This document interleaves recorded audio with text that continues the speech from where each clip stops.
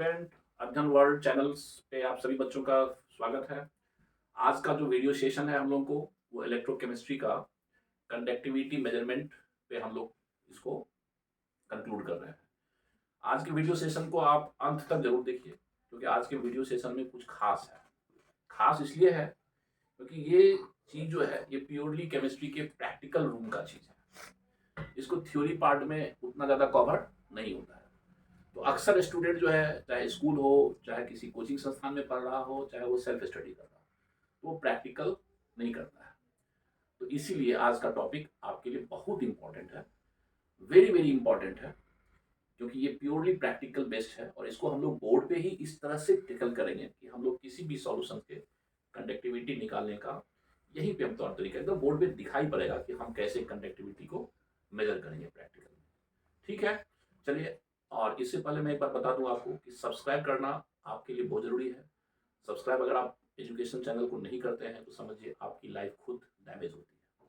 इसीलिए educational channel जो channel होता है जहाँ पे आपको बहुत सारे इंफॉर्मेशन मिलता है जो आपके जीवन को बदल के रख देता है, उसको सब्सक्राइब आप जरूर करें।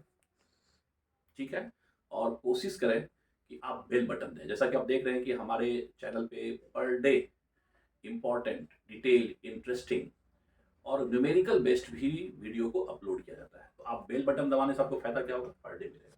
और लाइक अगर करते हैं तो वो हमारे लिए थोड़ा सा एनर्जी होता है, तो लाइक करना ना भूलें। सब्सक्राइब तो आप करें ही चैनल को, ठीक है, और लाइक भी करें और कमेंट बॉक्स में कोशिश करें कि आप अच्छे ढंग से एक संस्कारी बच्चों की तरह एकेडमिक वर्ड में आप किसी भी बात को लिख सकते हैं। कोई ऐसी टॉपिक हो जो आपको कहीं पे पढ़ाया गया कोचिंग में, आपको लग रहा है कि सर मुझे ये टॉपिक पढ़ना है, तो आप उस टॉपिक के लिए भी मुझे रिक्वेस्ट कर सकते हैं कि सर मुझे इस टॉपिक पे वीडियो चाहिए, हमें इस न्यूमेरिकल प्रॉब्लम पे वीडियो चाहिए। आप इस तरह से कमेंट बॉक्स में लिख सकते हैं, ठीक है।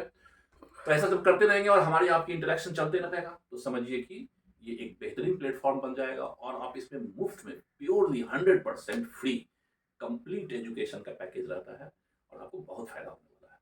चलिए, तो आज का टॉपिक है और अंत तक बने रहिए, वीडियो के अंत तक।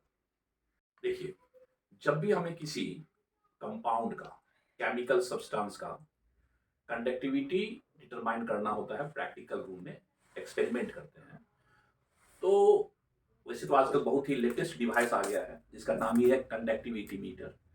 उससे किसी भी सॉल्यूशन का, किसी भी कंपाउंड का कंडक्टिविटी मेजर करने के लिए बड़ा आसान तरीका है। लेकिन पुराने जमाने में जो मेथड था उसमें हम लोग अक्सर व्हीटस्टोन ब्रिज मेथड यूज करते थे। उसका सॉल्यूशन का जो सेल होता था बहुत ही पुराना, टिपिकल होता था। लेकिन हम किसी भी मेथड से कंडक्टिविटी किसी सॉल्यूशन का, किसी कंपाउंड का अगर निकालना चाहते हैं तो एक कंडक्टिविटी सेल होता है। सेल का मतलब समझ रहे हैं कि जिससे आप सॉल्यूशन तैयार करते हैं। तो एक कंडक्टिविटी सेल होता है। उस कंडक्टिविटी सेल को देखिए, मैंने यहाँ पे एक डायग्राम बना दिया, आपके एनसीईआरटी में ये डायग्राम है। एक आप ग्लास का जो है बीकर होता है और इसमें बीकर में देखिए दो ब्लैक प्लेटिनम, ये दो प्लेट है, इलेक्ट्रोड, कैथोड और एनोड। ब्लैक प्लेटिनम से प्लेटिनाइज्ड किया रहता है, प्लेटिनम इलेक्ट्रोड रहता है, क्योंकि प्लेटिनम इलेक्ट्रोड जैसा कि आपने पढ़ा नॉन अटैकेबल इलेक्ट्रोड होता है। तो ब्लैक प्लेटिनम का इलेक्ट्रोड रहता है और फिर इसको कनेक्टिंग वायर से, कंडक्टिंग वायर से इसको कनेक्ट कर दिया जाता है। बस ये आपको कंडक्टिविटी सेल हो गया। लेटेस्ट, बड़ा सिंपल है, कुछ भी नहीं है इसमें। तो कंडक्टिविटी सेल हो गया। और जब किसी कंडक्टिविटी सेल में जिस सॉल्यूशन का आपको, जिस इलेक्ट्रोलाइट का, जिस मटेरियल का, जिस कंपाउंड का आपको कंडक्टिविटी निकालना हो, उसका सॉल्यूशन तैयार कर लेते हैं। क्या कर लेते हैं? सॉल्यूशन। तो सबसे पहले आप क्या करेंगे? Prepare solution of known strength. जितना स्ट्रेंथ का आपको है, नोन स्ट्रेंथ का आप एक नोन स्ट्रेंथ आप सॉल्यूशन तैयार कर लेंगे। सॉल्यूशन तैयार करेंगे नॉन स्ट्रेंथ, जैसे मान लीजिए खास करके हमें पोटेशियम क्लोराइड का कंडक्टिविटी निकालना है। तो आप कुछ मत कीजिए, पोटेश एक कंटेनर ले लीजिए, इसमें पानी डाल दीजिए, पानी जानते हैं, और इसमें आप पोटेशियम क्लोराइड का सॉल्यूशन घोल तैयार कर लीजिए। लेकिन ध्यान रखिए कि इसका सॉल्यूशन का घोल जो हो, इसका स्ट्रेंथ मान लीजिए 0.1 नॉर्मल जो है सॉल्यूशन तैयार कर लेते हैं। जितना करना है 50 ml, 100 ml, जितना करना है 100 ml आप सॉल्यूशन तैयार कर लीजिए पोटेशियम क्लोराइड का। और फिर इस सॉल्यूशन को आप इस कंडक्टिविटी जो सेल है इसमें डाल दीजिए। तो ये स्ट्रेंथ आपको, एक पहला काम क्या हो गया? प्रिपरेशन जो है सॉल्यूशन बना लीजिए। आप क्या करेंगे, उस सब्सटेंस का जिसका कंडक्टिविटी निकल उसका सॉल्यूशन बना लेंगे। फर्स्ट काम आपको कंप्लीट हो गया। अब देखिए, तो जब आप कंडक्टिविटी सेल तैयार कर लिए, उसके बाद जिस कंपाउंड का जिस इलेक्ट्रोलाइट का आपको कंडक्टेंस कंडक्टिविटी निकालना है उसका सॉल्यूशन तैयार कर लिए। दूसरा स्टेप, सॉल्यूशन तैयार करने में आप ध्यान रखें कि उसका एक सर्टेन नॉन स्ट्रेंथ का सॉल्यूशन आप तैयार कर लीजिए। ओके, और जिस कंडक्टिविटी सेल में उस सॉल्यूशन को डालेंगे उसका सेल कांस्टेंट पता होना चाहिए। सेल कांस्टेंट क्या होना चाहिए, तो ये चीज भी आप ध्यान रखें। इंपॉर्टेंट पॉइंट क्या हो गया, सेल कांस्टेंट जो हम लोग पढ़े थे, cell constant should be known. यानी सेल कांस्टेंट जो है, सेल कांस्टेंट याद होगा जी, जिसको हम स्टार करके लिखते थे, जो L बाय ए होता था, ये सेल कांस्टेंट क्या होना चाहिए, दैट मस्ट बी 1 यूनिट, यानी 1 यूनिट होना चाहिए। कितना, 1 यूनिट के लिए क्या करेंगे, लेंथ ले लेंगे आप 1 सेंटीमीटर और क्रॉस सेक्शनल एरिया ले लेंगे 1 सेंटीमीटर स्क्वायर।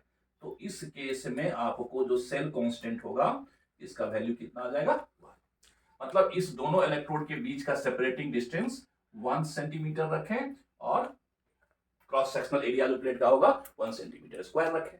तो मतलब जिस कंडक्टिविटी सेल में जिस सॉल्यूशन का आपको कंडक्टेंस निकालना है उसका सेल कांस्टेंट आपको नोन होना चाहिए। Cell constant must be, should be, must be known. तो दूसरा काम आप कर लिए। तो सबसे पहला काम क्या किया, कंडक्टिविटी सेल बना लिए, या कंडक्टिविटी सेल रहता भी है लेबोरेटरी में। कंडक्टिविटी सेल में खास बात क्या आपने ध्यान रखा कि जब कंडक्टिविटी सेल बनाए तो उसमें ब्लैक प्लेटिनम का प्लेट होगा और प्लेटिनम का वायर होगा। और दूसरी खास बात क्या ध्यान रखें कि इसका सेल कांस्टेंट आपको नोन होगा, वो कितना होगा, 1 यूनिट होगा। इसके लिए क्या करना पड़ेगा कि दोनों कैथोड एनोड के बीच सेपरेटिंग लेंथ 1 सेंटीमीटर और उसका प्लेट 1 सेंटीमीटर स्क्वायर का रखेंगे। तो कंडक्टिविटी सेल पहला स्टेप बना लीजिए। दूसरा काम क्या किए, जिस सॉल्यूशन का, जिस इलेक्ट्रोलाइट का, जिस कंपाउंड का आपको कंडक्टिविटी निकालना है उसका एक सर्टेन स्ट्रेंथ वाला सॉल्यूशन तैयार कर लिया पानी में। जैसे पोटेशियम क्लोराइड का हमको कंडक्टिविटी निकालना है तो पोटेशियम क्लोराइड के एक नॉन वैल्यू सॉल्यूशन को आपने तैयार कर लिया पानी में डालकर। दो काम हो गया। तीसरा काम जो सबसे इंपॉर्टेंट है प्रैक्टिकल रूम में, कि कैलकुलेटिंग फार्मूला आपको कुछ याद होना चाहिए। उस प्रैक्टिकल से रिलेटेड जो कैलकुलेटिंग फार्मूला होता है वैल्यू निकालने के लिए, उसको हमें दिमाग में याद रखना है। तो चूंकि हम लोग कंडक्टिविटी निकालने जा रहे हैं किसी सॉल्यूशन का, तो इससे रिलेटेड कुछ फार्मूला हम लोग प्रीवियस क्लास में पढ़े थे, उसको याद रखना है, रिकॉल करना है। तो जैसे सबसे पहला फार्मूला देखिए, रेजिस्टेंस। रेजिस्टेंस बराबर क्या था, याद होगा, ओम्स के लॉ से पढ़े थे, resistivity into L by A resistance होता है। और चूंकि आपको निकालना है कंडक्टिविटी, तो 1 बाय रो यानी 1 बाय रेजिस्टिविटी, यानी रेजिस्टिविटी का रेसिप्रोकल होता है कापा, तो कापा बराबर बाय रो। इसीलिए इस फार्मूला को हम लिख सकते हैं, resistance is equal to 1 by k into L by a, यानी इसकी जगह पे हम लोग कापा लेंगे। अब देखिए L बाय ए जो है, L बाय ए ये सेल कांस्टेंट है जिसको G स्टार से लिखते हैं। ये दो फार्मूला इंपॉर्टेंट हो गया। तो इसका मतलब हम इसी फार्मूला को R equals to cell constant by k, जैसा कि हम लोग शर्त दिए कि सेल कांस्टेंट जो है क्या होना चाहिए, 1 यूनिट होना चाहिए। यानी इफ, यहां पे बड़ा इंपॉर्टेंट पॉइंट है कि इफ वैल्यू ऑफ जी, जी मतलब सेल कांस्टेंट, अगर जी का वैल्यू 1 है, 1 क्या है, 1 यूनिट, 1 यूनिट है, तो उस केस में देखिए इस सेल में जो सॉल्यूशन डालेंगे उसका रेजिस्टेंस जो होगा वही होगा उसका कापा। तो 3 फार्मूला आप ध्यान रखेंगे। और चौथा फार्मूला जो होगा बड़ा इंपॉर्टेंट है, क्योंकि जो कापा होता है वो यूनिट वॉल्यूम में आयन के कारण प्रेजेंट कंडक्टिविटी होता है, पहले पढ़ चुके हैं। मोलर कंडक्टेंस, तो मोलर कंडक्टेंस होता है इसका फार्मूला स्पेसिफिक कंडक्टेंस कापा बाय मोलैरिटी। देखिए यहाँ 1000 नहीं दिए, यदि आप सिर्फ स्पेसिफिक कंडक्टिविटी और मोलैरिटी का रेशियो देंगे तो इसमें मोलर कंडक्टेंस जो आएगा वो ओम इनवर्स मीटर स्क्वायर और मोल इनवर्स में आएगा, ध्यान रखिए मीटर स्क्वायर। लेकिन यदि आपने कापा के साथ 1000 बाय मोलैरिटी किया तो ये वैल्यू आएगा ohm inverse centimetre square into metre square. तो कितने फार्मूला बच्चों याद रखना पड़ेगा प्रैक्टिकल रूम में आपको, ताकि जो भी रीडिंग डाटा आएगा उसको आप कन्वर्ट कर सके। जैसे रेजिस्टेंस को हमें कन्वर्ट करना है किसमें, कापा में, तो ये फार्मूला याद रखेंगे। जैसे रेजिस्टेंस को कन्वर्ट करना है सेल कांस्टेंट में, ये फार्मूला याद रखेंगे। तो ये फार्मूला आपको कुछ रिलेटिंग फार्मूला है, इसको याद रखना पड़ेगा। ओके। तो दो इंपॉर्टेंट पॉइंट को देखें। पहला इंपॉर्टेंट, कंडक्टिविटी सेल तैयार कर लिए, क्या होता है। दूसरा, सॉल्यूशन तैयार कर लिए जिसका आपको, जिस इलेक्ट्रोलाइट का आपको क्या करना है, कंडक्टिविटी निकालना है। तीसरा इंपॉर्टेंट, उसमें कैलकुलेशन जब आप प्रैक्टिकल करेंगे तो जो भी डाटा आएगा उसमें कैलकुलेट करने के लिए, कन्वर्सन करने के लिए कुछ इंपॉर्टेंट फार्मूला याद रख लिए, आपको याद है थ्योरी से। और जो सबसे इंपॉर्टेंट पॉइंट है, इसीलिए बार बार बोलते हैं कि वीडियो के अंत तक बच्चे बैठे रहिए। सबसे इंपॉर्टेंट पॉइंट क्या है, प्रिकॉशन। जब भी हम कोई प्रैक्टिकल रूम में प्रैक्टिकल करते हैं तो वहां पे प्रिकॉशन पॉइंट को तो केमिस्ट्री में बहुत सावधानी से रखा जाता है। प्रिकॉशन अगर आपको नहीं है, मतलब प्रिकॉशन में हम वो बात को पॉइंट आउट करते हैं जिससे आपको प्रैक्टिकल में अवरोध होगा, प्रैक्टिकल में सही डाटा, सही कैलकुलेशन नहीं होगा, जो आप काम कर रहे हैं आपका मकसद पूरा नहीं होगा। तो प्रिकॉशन में हम ऐसी बात को रखते हैं जो हम नहीं करेंगे प्रैक्टिकल में। तो क्या क्या नहीं करेंगे, तो नंबर वन, जब हम इसमें करंट को पास करेंगे कंडक्टिविटी सॉल्यूशन का निकालने के लिए, अननोन सॉल्यूशन का, तो ध्यान रखिए उसमें डीसी करंट पास नहीं होना चाहिए। तो नंबर वन प्रिकॉशन क्या है, ध्यान रखिए, नंबर वन है ना, DC current should not be passed through conductivity cell. Conductivity cell से हम डीसी करंट पास नहीं करेंगे, we pass only AC current. हम लोग क्या पास करेंगे, we pass only AC current, यानी एसी करंट को ही हम लोग इसमें पास करेंगे। क्यों भाई, तो डीसी करंट जैसे ही पास करेंगे तो आपको पता है क्या हो जाएगा, डीसी करंट सॉल्यूशन में जो आयंस है उसका इलेक्ट्रोलाइसिस हो जाएगा। क्या हो जाएगा बच्चों, इलेक्ट्रोलाइसिस हो जाएगा। मतलब हो गया कि यदि सॉल्यूशन में आपने सपोज दैट, मान लीजिए पोटेशियम क्लोराइड का सॉल्यूशन बनाया, राइट। अब जैसे ही इसमें आपने प्लेटिनम इलेक्ट्रोड दिया, ध्यान रखिए इस बात को, और प्लेटिनम इलेक्ट्रोड को देकर के, और अगर इसमें आपने डीसी करंट पास कर दिया तो जानते हैं क्या होगा, इलेक्ट्रोलाइसिस अकर हो जाएगा। क्या हो जाएगा, इलेक्ट्रोलाइसिस होगा। तो इलेक्ट्रोलाइसिस क्या होगा, एट कैथोड, रिडक्शन होने लगेगा। रिडक्शन होने से क्या होगा, सॉल्यूशन में जो आयन है, जो कंडक्टर मटेरियल है, कंडक्टिंग मटेरियल, वो इलेक्ट्रोड पे डिपोजिट होने लगेगा। क्या होने लगेगा, इलेक्ट्रोड पे डिपोजिट होने लगेगा इसी डीसी करंट पास करने पर, यानी इलेक्ट्रोलाइसिस होने लगेगा। तो सॉल्यूशन में कंडक्टिंग मटेरियल का अमाउंट, क्वांटिटी चेंज हो जाएगा। तो कैथोड पे रिडक्शन होगा और एनोड पे ऑक्सीडेशन हो जाएगा, रिएक्शन स्टार्ट हो जाएगा। और रिएक्शन स्टार्ट होगा तो सॉल्यूशन में जो कंडक्टिंग मटेरियल है उसका अमाउंट में चेंज होने लगेगा। तो उसका कभी भी हमें एक्यूरेट कंडक्टिविटी पता ही नहीं चलेगा, क्योंकि अमाउंट तो वेरी कर रहा है जैसे से। तो इसीलिए हम लोग क्या करते हैं, DC current should not be passed through conductive cell, we pass only AC current. Why, so as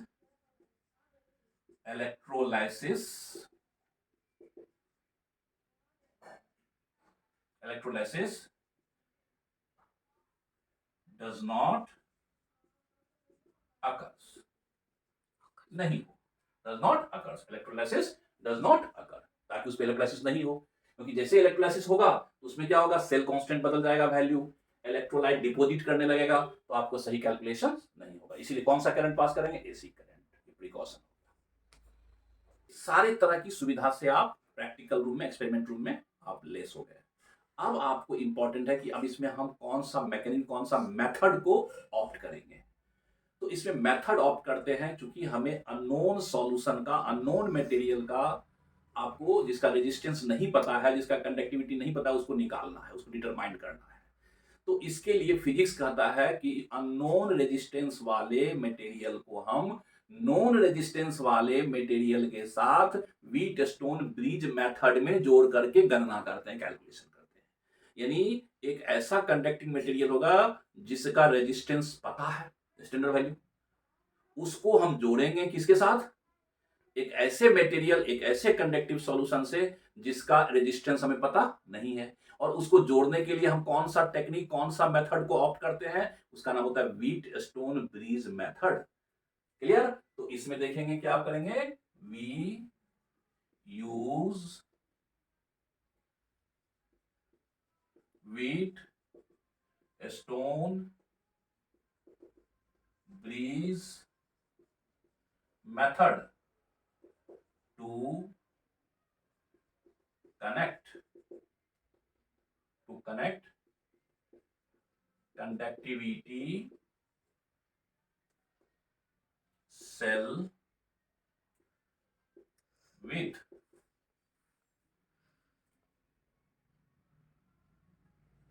resistance known materials and pass AC current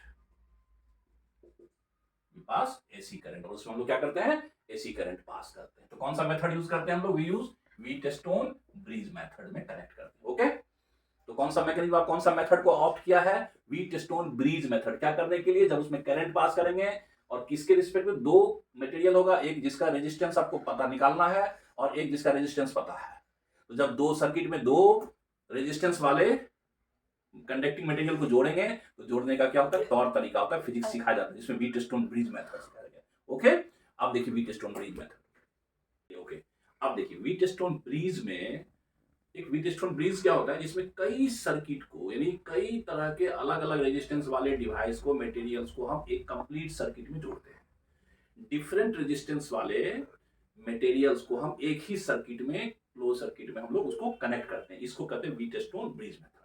तो सर डिफरेंट रेजिस्टेंस वाले क्या मटेरियल होगा, तो देखिए एक तो सॉल्यूशन है कंडक्टिविटी सेल में, उसका रेजिस्टेंस होगा। दूसरा एक ऐसा मटेरियल का रेजिस्टेंस हमको मालूम है जिसको रेजिस्टेंस बॉक्स बोलते हैं, प्रैक्टिकल रूम में रखा रहता है, तो उसका रेजिस्टेंस। तो अलग अलग रेजिस्टेंस वाले मटेरियल को हम सर्किट में जोड़ते हैं। तो देखिए हम लोग क्या करते हैं, तो इसमें हमें निकालना था, जो कंडक्टिविटी सेल में सॉल्यूशन डाला जिसका रेजिस्टेंस हमको निकालना था, तो कंडक्टिविटी सेल एक हो गया, एक मटेरियल क्या हो गया, कंडक्टिविटी सेल, यानी इसका रेजिस्टेंस हमको निकालना है। तो इसको हम लोग ले लिए R2। तो R2 क्या होगा, unknown resistance of the solution in conductivity cell, यानी R2 जो है कंडक्टिविटी सेल का रेजिस्टेंस है। ओके, अब देखिए उसके बाद R3 और R4 R2 resistances of wire with variable, और ये जो R2 है और R4 है ये एक नॉन रेजिस्टेंस बॉक्स वाले वायर है। देखिए यहां से, तो ये सॉरी R3 एंड R3 और R4 एक नॉन रेजिस्टेंस वाले वायर है, और R1 जो है यहाँ पे एक वेरिएबल होता है, वेरिएबल रेजिस्टेंस वाले वायर होते हैं, यानी चार डिफरेंट रेजिस्टेंस वाले मटेरियल है आपके पास। अब चारों को हम लोग क्या करेंगे, व्हीटस्टोन ब्रिज से मेथड जोड़ेंगे। कैसे जोड़ेंगे भाई, देखिए यहाँ पे ओ मतलब हो गया ऑसिलेटर। ऑसिलेटर एक एसी करंट का सोर्स होता है, एसी करंट जनरेटर को ओ से, यहाँ पे तो यहाँ से एसी करंट जनरेट हुआ। देखिए अब यहाँ से सर्किट जाकर के एक R4 के कनेक्टिंग पॉइंट पे जुड़ गया और एक R3 के कनेक्टिंग पॉइंट पे जुड़ गया। उसके बाद यहाँ जो आप देख रहे हैं, यहाँ पे कंडक्टिविटी सेल जो है, ये देखिए ये पॉजिटिव नेगेटिव यहाँ पे जोड़ देंगे, ये R2 हो गया, और फिर इस दोनों के बीच में एक ब्रिज लगाते हैं P। तो P क्या होता है, यहाँ पे लिखे P is a suitable detector. कोई डिटेक्टर होता है जो डिटेक्ट करेगा कि आपके इस पूरे क्लोज सर्किट में इक्विलिब्रियम पॉइंट आया कि नहीं आया, मतलब इक्विलिब्रियम पॉइंट जबकि करंट का फ्लो क्या हो जाए, बंद हो जाए, वही क्या होता है, नल पॉइंट होता है। तो ये डिटेक्टर का काम होता है, वो डिटेक्ट करेगा कि करंट फ्लो होते होते ये सभी सर्किट के बीच में एक इक्विलिब्रियम पॉइंट आ गया। ठीक है, और इस डिटेक्टर पॉइंट में पुराने जमाने में हेडफोन लगाया जाता था, हेडफोन लगा करके उसको देखते थे, आवाज से पता करते थे, तो ये डिटेक्टर लगाया जाता है। ओके, और फिर इस Wheatstone bridge is feed by an isolator, यानी हम ओ से जोड़ देते हैं, ये जुड़ा हुआ है, एक व्हीटस्टोन ब्रिज मेथड कनेक्टिंग है। अब देखिए जब इसमें नल पॉइंट आ जाएगा, नल पॉइंट का मतलब हुआ जब इस पूरे सर्किट में करंट का फ्लो बंद रहेगा, ये लिखा गया and the bridge is balanced, तब हम ब्रिज को बैलेंस्ड मानेंगे। क्या मानेंगे, balanced, balanced. And when no current is passed, उसमें करंट पास नहीं हो रहा है, इस केस में क्या होगा, देखिए R2 जिसका रेजिस्टेंस आपको निकालना है सॉल्यूशन का, R2 बाय R1, देखिए R1 ये, और ये जो हो जाएगा इक्वल्स टू R4 R3, दोनों का रेशियो क्या हो जाएगा, आपको इक्वल हो जाएगा। अब यहां से हमें किसका निकालना था, क्योंकि आपको ये R4 और R1 जो है, ये R4 और R3 का वैल्यू आपको मालूम था, R1 का, ये R2 निकल जाएगा, ये दोनों वैल्यू मालूम है, इसको बोलते हैं व्हीटस्टोन ब्रिज मेथड। लेकिन आपको इतना बड़ा प्रैक्टिकल करने से अब आपको परेशानी से बच गया, क्योंकि आजकल बड़ा सिंपल एक मशीन आ गया है जिसको बोलते हैं कंडक्टिविटी मीटर बोलते हैं। वो ऑलरेडी कंडक्टिविटी मीटर होता है, जिसको हम आपको दिखा देंगे कैसा मीटर होता है प्रैक्टिकल रूम में। कंडक्टिविटी मीटर होता है, उसमें आपको एक कंडक्टिविटी सेल लगा रहता है जिसका सेल कांस्टेंट पता रहता है, बस जो सॉल्यूशन है उस सॉल्यूशन उसको डुबा लीजिए और उस पर रीडिंग ले लीजिए, बस हो गया। उसमें जो रीडिंग लेना है, कंडक्टिविटी कापा का वैल्यू लेना है या मोलर कंडक्टिविटी का वैल्यू लेना है या सेल कांस्टेंट का, सारा बटन रहता है, ऑटोमेटिक वो एडजस्ट होकर के ऑटोमेटिक रीडिंग दे देता है। तो कोई तरह की कंडक्टिविटी मेजरमेंट में आपको कोई परेशानी आजकल नहीं है। तो इसी को कहते हैं किसी भी सॉल्यूशन का कंडक्टिविटी निकालने का मेथड। ओके, कंडक्टिविटी सेल में जो आपने बनाया उसमें हम लोग एक स्टैंडर्ड सॉल्यूशन बनाया पोटेशियम क्लोराइड, और उसको एक्सपेरिमेंट में देखा कि उसका अलग अलग कंसंट्रेशन पे उसका कंडक्टिविटी कितना आता है, ये कैलकुलेट किया। तो इसके लिए हम लोग क्या किए, पोटेशियम क्लोराइड का some important experimental values for the conductivity of potassium chloride solution, और ये वैल्यू हमने मेजरमेंट किया 298.15 केल्विन, क्योंकि टेम्परेचर बदलने से भी कंडक्टेंस बदलेगा। तो अगला क्लास में हम लोग पढ़ेंगे कि कौन कौन फैक्टर है जिससे कि सॉल्यूशन का कंडक्टिविटी चेंज करेगा। तो अब देखिए पोटेशियम क्लोराइड का हम लोग तैयार किए एक सॉल्यूशन 1 मोलर, कितना किए देखिए। तो पहला जो एक्सपेरिमेंट है वो कितना है, 1 मोलर KCl का कंसंट्रेशन लिया। 1 मोलर मतलब 1 लीटर में 1 मोल KCl डाला। तो देखिए यहाँ पे कापा का वैल्यू कितना आ गया, 0.1113 साइमन इंटू सेंटीमीटर इनवर्स। लेकिन अगर इसी का वैल्यू हम लोग साइमन इंटू मीटर इनवर्स में निकालेंगे तो यही देखिए इसको कितना हो गया 11.13, कितना पे 1 मोलर कंसंट्रेशन। लेकिन अगर यहीं पे कंसंट्रेशन 0.1 मोलर कर दिया तब देखिए इसका कापा का value specific conductivity potassium chloride का कितना रहा है, तो देखिए 0.0129 आ रहा है। प्रैक्टिकली एक्सपेरिमेंटल रूम में डाटा निकाला गया। इसका मतलब कंसंट्रेशन जब कंसंट्रेशन बढ़ाए तो देखिए क्या हो रहा है, इसका वैल्यू घट रहा है, कापा का वैल्यू घट रहा है। ओके, यहाँ पे 0.113 से यही 0.1 मोलर है तो देखिए 0.0129 साइमन पर सेंटीमीटर इनवर्स आ रहा है। यहाँ पे देखिए कंसंट्रेशन, देखिए हम लोग क्या कर रहे हैं, घटा रहे हैं, कंसंट्रेशन घटा रहे हैं। 1 मोलर से 0.1 मोलर, 0.01 मोलर KCl, तो देखिए कापा का वैल्यू चेंज कर रहा है। तो एक चीज ध्यान रखिए, आगे जरूरत पड़ेगा, कापा स्पेसिफिक कंडक्टिविटी का वैल्यू सॉल्यूशन के कंसंट्रेशन पे भी डिपेंड कर रहा है, टेम्परेचर पे भी डिपेंड करता है। लेकिन अगर हम इसी KCl का मोलर कंडक्टेंस लिए, मोलर कंडक्टेंस निकालने के लिए आपको आता ही है कैसे भाई, कापा कर लिया और इनटू 1000 कर लिए। अब बाय मोलरिटी देखिए, तो कापा तो ये है ही, मोलरिटी रखिए तो ये वैल्यू आ रहा है। तो ये जो टेबल हमने आपको दिया है ये एनसीईआरटी बुक का टेबल है, पोटेशियम क्लोराइड के सॉल्यूशन का कंडक्टिविटी सेल में कंडक्टिविटी निकाला गया व्हीटस्टोन ब्रिज मेथड से जोड़ करके। तो क्या देखा कि 1 मोलर पे इतना उसका कापा है और 1 मोलर पे इतना मोलर कंडक्टेंस है। 0.1 मोलर किया तो ये वैल्यू आ रही है कापा का और ये वैल्यू आ रहा है मोलर कंडक्टेंस का। तो देखिए 0.01 किया तो कंसंट्रेशन बढ़ाने पर मोलर कंडक्टिविटी देखिए बढ़ रहा है, कंसंट्रेशन बढ़ाने पर मोलर कंडक्टिविटी बढ़ रहा है, लेकिन कापा का मान घट रहा है। बड़ा इंटरेस्टिंग पॉइंट आ गया यहाँ पे। तो प्रैक्टिकल से हम लोग क्या देखें कि अगर हम लोग कंसंट्रेशन को बढ़ाएंगे, क्या करेंगे बच्चों, कंसंट्रेशन बढ़ाते हैं तो ध्यान रखिए कापा का वैल्यू स्पेसिफिक कंडक्टेंस घटता है, लेकिन देखिए ये वैल्यू कंसंट्रेशन बढ़ाने पर बट मोलर कंडक्टेंस का वैल्यू बढ़ता है एक्सपेरिमेंटली कंसंट्रेशन बढ़ाने पर। देखिए 1 मोलर पे इतना, सॉरी उल्टा, कंसंट्रेशन बढ़ाने पर कापा का वैल्यू, देखिए कापा का वैल्यू घट रहा है और मोलर कंडक्टेंस का भी वैल्यू क्या हो रहा है आपको, कंसंट्रेशन बढ़ाने पर देखिए कंसंट्रेशन बढ़ाने पर घटेगा। तो कंसंट्रेशन बढ़ाने पर स्पेसिफिक कंडक्टेंस भी घटा और मोलर कंडक्टिविटी भी घटा। ओके, तो ये था एक्सपेरिमेंटल डाटा। इस तरह से हम लोग किसी और का निकाल सकते हैं, जैसे हम एसिटिक एसिड के सॉल्यूशन का निकाल सकते हैं, हम लोग अमोनियम हाइड्रोक्साइड का सॉल्यूशन का निकाल सकते हैं। आपको जिस इलेक्ट्रोलाइट का निकालना है उसका हम लोग सॉल्यूशन तैयार करके व्हीटस्टोन ब्रिज मेथड से कंडक्टिविटी सॉल्यूशन में प्रैक्टिकल कर सकते हैं। लेकिन आजकल बड़ा सिंपल है, सॉल्यूशन तैयार कीजिए, एक तो कंडक्टिविटी मीटर होता है डिवाइस, उसमें उसका कंडक्टिविटी सेल होता है, उसको डाल दीजिए, फट से रीडिंग आ जाएगा। आजकल तो कोई टेंशन है ही नहीं, पूरा इलेक्ट्रॉनिक गैजेट आ गया है। ठीक है, तो ये था आपका कंडक्टिविटी निकालने का सबसे इंपॉर्टेंट प्रैक्टिकल रूम, इसीलिए मैंने कहा इस पे पूरा ध्यान रखिए। अब हम लोग नेक्स्ट सेशन में कुछ और पढ़ेंगे, जिसका इंतजार कीजिए, आपको वीडियो मिलते रहेगा। तो आज के लिए इतना ही।